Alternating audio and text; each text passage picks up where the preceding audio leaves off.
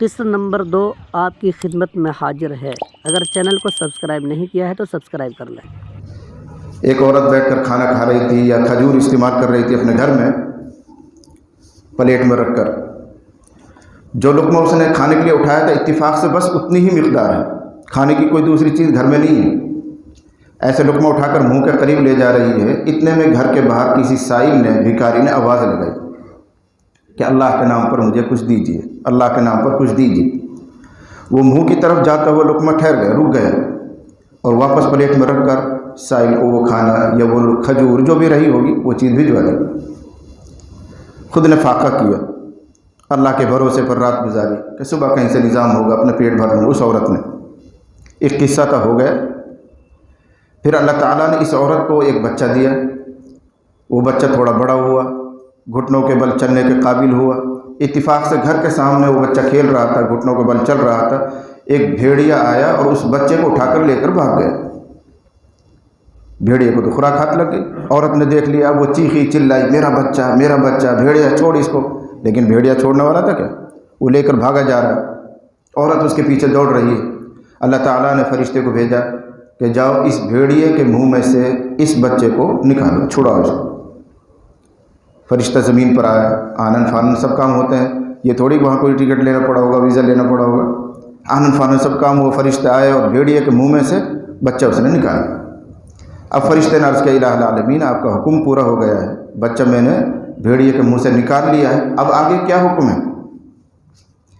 اللہ تعالیٰ نے ارشاد فرمایا کہ اس بچے کو فلاں عورت کے پاس لے جاؤ، سلام عرض کرو اور اسے کہو ہادہ لقمۃ بلقمۃ، ہادہ لقمۃ بلقمۃ، کہ تمہیں یاد ہو یا نہ ہو، تیرے مولا کو یاد ہے کہ ایک دن تم نے اپنے منہ کا لقمہ کسی بندے کو صدقہ کیا تھا، آج اس لقمے کے بدلے میں بھیڑیے کا لقمہ ہم تمہیں واپس کرتے۔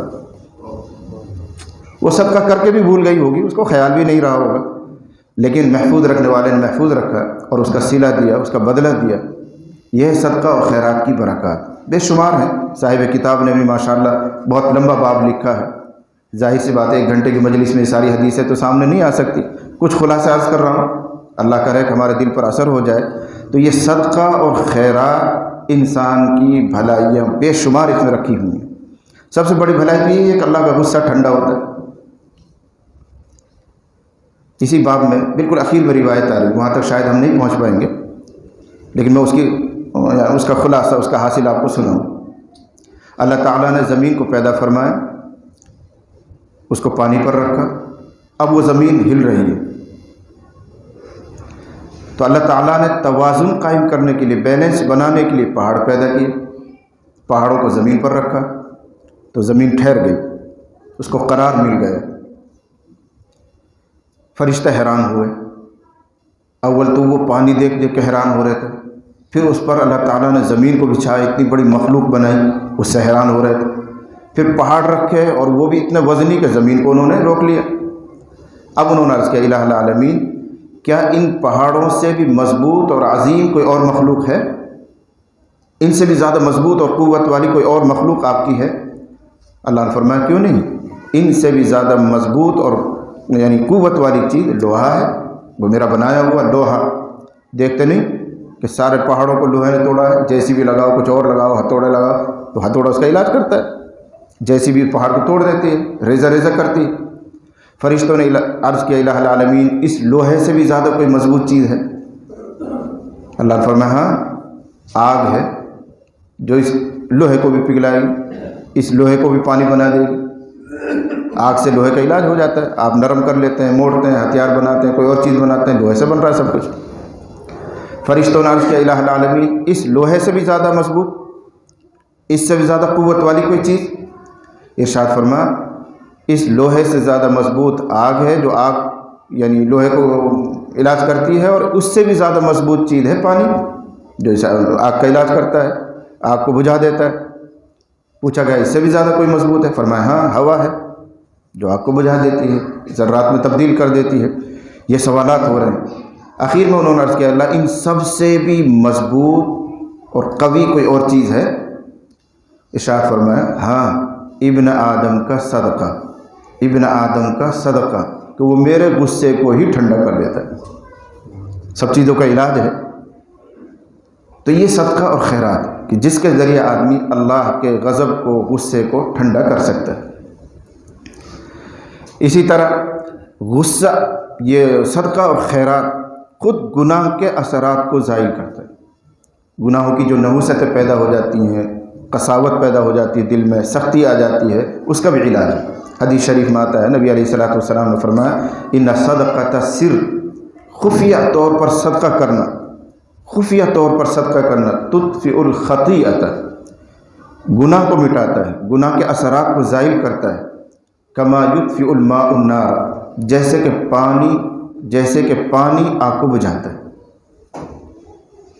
صدقہ کرنا بندے کو دوزخ سے بچاتا ہے۔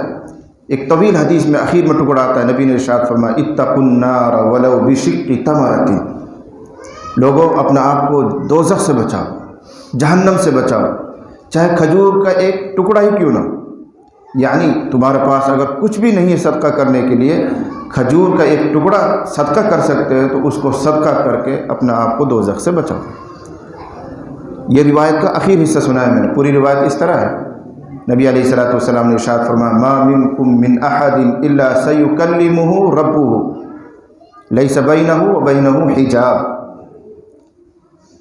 تم میں سے ہر ایک سے اللہ تعالیٰ براہ راست کلام فرمائیں گے، براہ راست بات کریں گے، بیچ میں کوئی ترجمان نہیں ہوگا کہ بندہ بولے وہ اللہ کی بات کو اللہ تک پہنچائے، اللہ کچھ فرمائے تو وہ بندے تک پہنچائے۔ بالکل آمنے سامنے روبرو ہو کر اللہ تعالیٰ تم میں سے ہر ایک سے بات کرے گا، ہر ایک کو اللہ کے سامنے پیش ہونا ہے۔